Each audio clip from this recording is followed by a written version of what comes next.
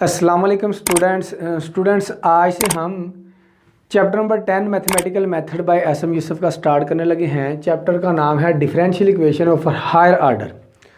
Chapter number 9 में हमने जितनी भी डिफरेंशियल इक्वेशन को सॉल्व किया है वो हमारे पास फर्स्ट ऑर्डर की थी और फर्स्ट डिग्री की थी। लेकिन आज से हमारे पास जितनी भी डिफरेंशियल इक्वेशन होगी उसका ऑर्डर 1 नहीं बल्कि 1 से ज़्यादा होगा, 2 होगा, 3 होगा, 4 होगा, अप टू सो ऑन। इस चैप्टर में फर्स्ट ऑफ ऑल हम डेफिनेशन देखते हैं linear differential equation of higher order. Definition हमारे पास a linear differential equation of order n in dependent variable y and the independent variable x is of the form a naught of x dny over dxn plus a1 of x dn-1 of y divided by dxn-1 plus up to so on an-1 into x dy over dx plus an of x into Y which is equal to f of x। ये जो आपके पास equation given है ये आपके पास higher order linear differential equation given है, क्योंकि इसका ऑर्डर आपके पास n है और इसकी हाईएस्ट पावर आपके पास कितनी है 1 है, जिसकी पावर 1 हो वो हमारे पास लीनियर ही होती है। यहाँ पर जो हमारे पास a naught of x, a1 of x, a2 of x up to so on an-1 of x, an of x and f of x are function of independent variable x, ये सारे के सारे आपके पास x के ही function हैं। Equation number 1 को हम ऐसे भी लिख सकते हैं a नॉट ऑफ x, क्योंकि हमें पता है डेरिवेटिव की डिफरेंट नोटेशन होती है। a naught of x y का nth derivative plus a1 y का n-1th derivative plus up to so on an-1 y का first derivative plus an of y which is equal to f of x। तो इस differential equation को हम ऐसे भी लिख सकते हैं a नॉट, क्योंकि हमें पता है कि जो हमारे पास कैपिटल D होता है ये d ओवर dx के बराबर होता है। स्टूडेंट्स एक बात याद रखना, ये जो हमारे पास d ओवर dx है ये ऑपरेटर है। कौन सा ऑपरेटर है? ये हमारे पास डिफरेंशियल ऑपरेटर होता है।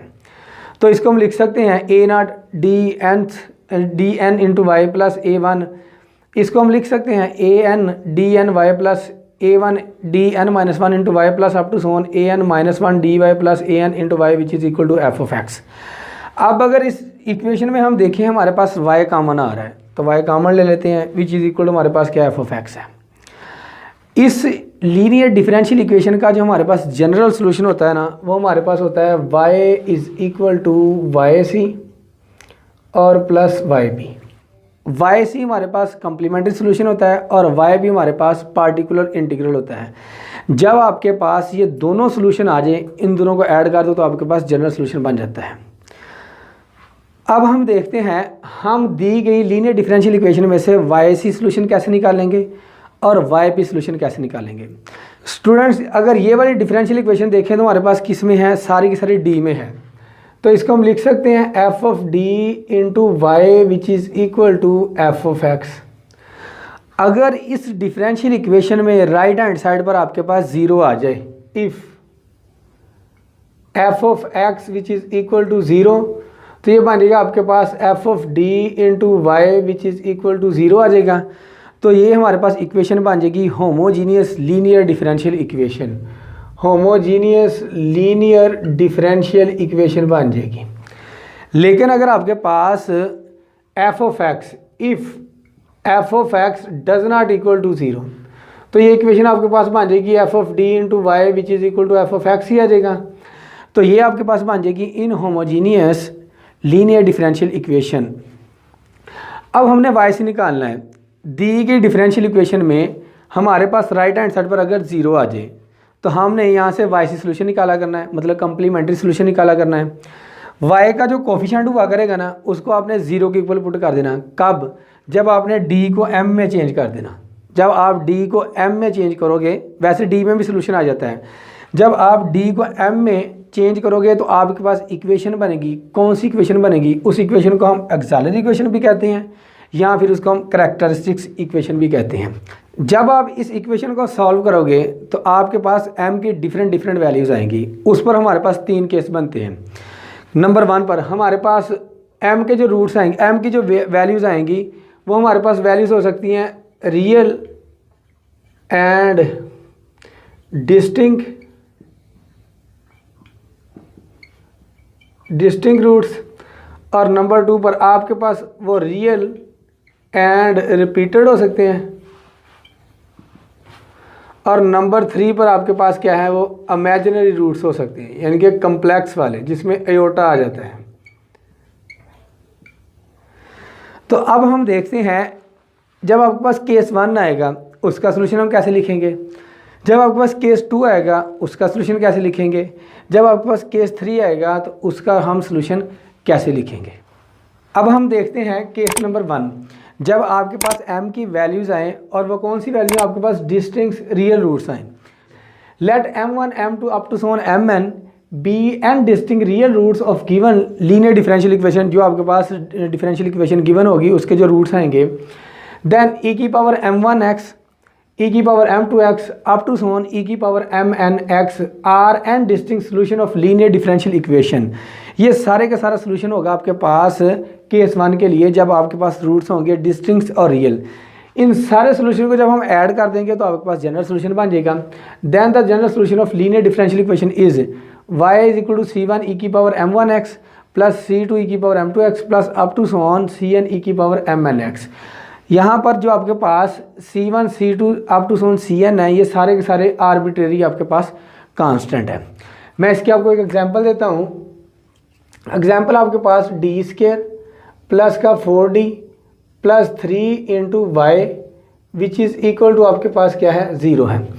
राइट हैंड साइड पर आपके पास 0 है, तो ये आपके पास होमोजीनियस लीनियर डिफरेंशियल इक्वेशन है।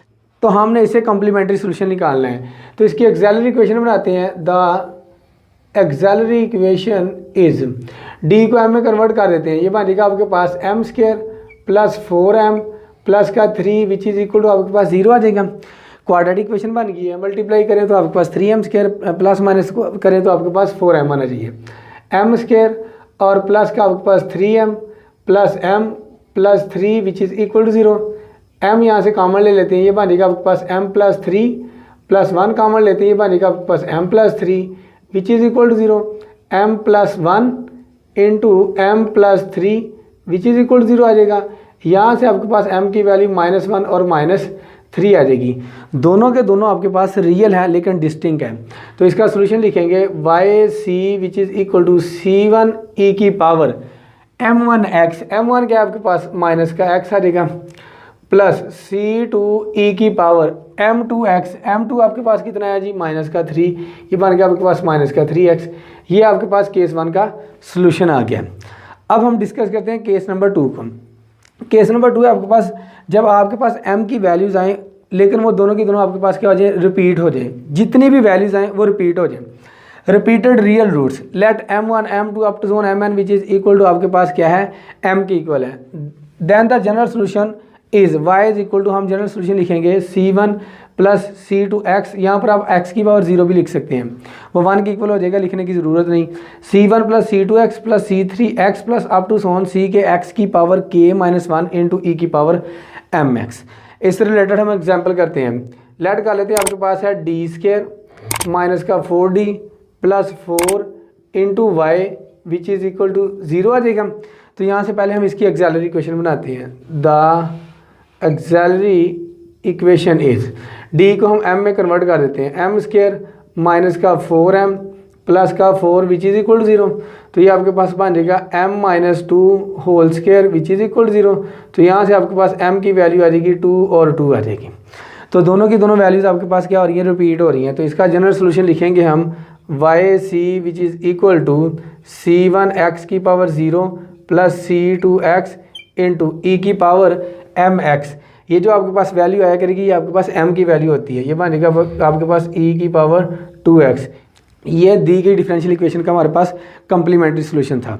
अब हम केस 3 को डिस्कस करते हैं। केस 3 में हमारे पास रूट्स आएंगे complex roots. If a plus iota b and a minus iota b are conjugate complex roots are repeated k times, then the corresponding part of general solution of linear differential equation may be written as। इसका हम जो general solution लिखते हैं y is equal to c1 plus c2x plus c3x square plus up to so on c के x की power k-1 into sine B x plus c के plus 1 plus c के प्लस 2 into x plus up to so on c2 के x की power k-1 into cos B x into e की power आपके पास mx है। एग्जाम्पल है हमारे पास D square plus 4 into Y which is equal to 0।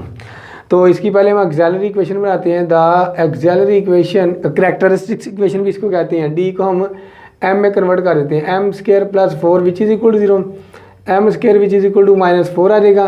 तो एम इज़ इक्वल टू आपके पास क्या आ जाएगा, +-2 आयोटा। इसको हम लिख सकते हैं m is equal to 0 +-2 iota भी लिख सकते हैं। तो इसका सोल्यूशन लिखते हैं in the form of y C which is equal to C1 cos 2x plus C2 sine आपके पास 2x आ जाएगा इंटू ई की पावर mx। एम आपके पास कितना है 0 है, तो 0.x आ जाएगा। तो इस 0.x आपके पास 0 हो जाएगा, जिसकी पावर 0 1 के इक्वल होता है। तो y C which is equal to आपके पास C1 cos 2x plus C2 sine 2x आ जाएगा। ये आपके पास कम्प्लेक्स रूट्स का जनरल सोल्यूशन होता है। अब हम एक्सरसाइज के कुछ क्वेश्चन करते हैं। क्वेश्चन नंबर 1 है हमारे पास, solve 9d² - 12d + 4 × y which is equal to 0। Right hand side पर आपके पास क्या है 0 है, तो ये आपके पास होमोजीनियस लीनियर डिफरेंशियल इक्वेशन है। आर्डर कितना इसका 2 है, तो इसका हमने कम्प्लीमेंट्री सोल्यूशन फाइंड आउट करना है।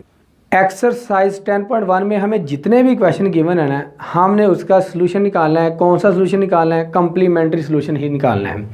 तो निकालते हैं जिसका कम्प्लीमेंट्री सोल्यूशन है हमारे पास। हम दी गई डिफरेंशियल इक्वेशन की पहले एक्सेलरी इक्वेशन बनाते हैं। The auxiliary equation is, D को कन्वर्ट कर देते हैं हम m में, 9m² - 12m + 4 which is equal to 0। y का जितना कोफिशिएंट था उसको हमने 0 के इक्वल पुट कर दिया और d को हमने m में कन्वर्ट कर दिया। तो इसको हम लिख सकते हैं 3m - 2 होल का square a - b whole square बन रहा है। तो यहाँ से आपके पास m की वैल्यू आ जाएगी 2/3। m की वैल्यू चूँकि आपके पास क्या है रिपीटेड है, तो इसका आपके पास कम्प्लीमेंट्री सोल्यूशन था y C which is equal to C1x की पावर 0 प्लस C2x की पावर 1 इंटू ई की पावर mx। m आपके पास कितना है 2/3 इंटू x। तो यहाँ से आपके पास सिंप्लीफाई करने के बाद आ जाएगा C1, क्योंकि x की पावर 0 1 के इक्वल होता है, प्लस C2x इंटू ई की पावर 2/3 इंटू x आ जाएगा। ये आपके पास दी गई डिफरेंशियल इक्वेशन का कम्प्लीमेंट्री सोल्यूशन है। क्वेश्चन नंबर 2 है हमारे पास, 75d² plus 50d + 12 into Y which is equal to 0। Right hand side पर आपके पास 0 है, ये आपके पास होमोजीनियस लीनियर डिफरेंशियल इक्वेशन है। हमने इसका कम्प्लीमेंट्री सोल्यूशन निकालना है। तो सोल्यूशन देखते हैं। द एक्सेलरी इक्वेशन इज़, इसकी हम बनाते हैं एक्सेलरी इक्वेशन या फिर करैक्टरिस्टिक्स इक्वेशन। डी को कन्वर्ट कर देते हैं हम m में, तो ये बनेगा आपके पास, और y का कोफिशिएंट 0 के इक्वल पुट कर देते हैं। ये बनेगा आपके पास 75m² और प्लस 50m और plus 12 which is equal to 0। तो इसकी फैक्टराइजेशन करते हैं। तो फैक्टराइजेशन करने के लिए हमारे पास कोई ऐसे फैक्टर नहीं है, तो यहाँ से हम लिख लेते हैं here a is equal to 75 है और b इज़ इक्वल टू आपके पास क्या है 50 है, c इज़ इक्वल टू आपके पास क्या है 12 है। तो यूज़ करते हैं क्वाड्रेटिक फार्मूला यूजिंग, अगर यहाँ पर x हो तो हम x में क्वाड्रेटिक इक्वेशन लिखते हैं। अब m में है तो हम m में लिखेंगे m is equal to -b, वो आपके पास 50 है, प्लस माइनस b का स्क्वायर ये आपके पास 2500 आ जाएगा, माइनस 4ac, जब इसको मल्टीप्लाई करता हूँ तो मेरे पास 3600 आ जाएगा, डिवाइडेड बाय 2a, 2 को जब मैं 75 से मल्टीप्लाई करता हूँ तो मेरे पास 150 आ जाएगा। यहाँ से आपके पास m की वैल्यू आ जाएगी -50 प्लस माइनस, इसको माइनस करेंगे तो आपके पास 1100 आ जाएगा, डिवाइडेड बाय आपके पास कितना है 150 है।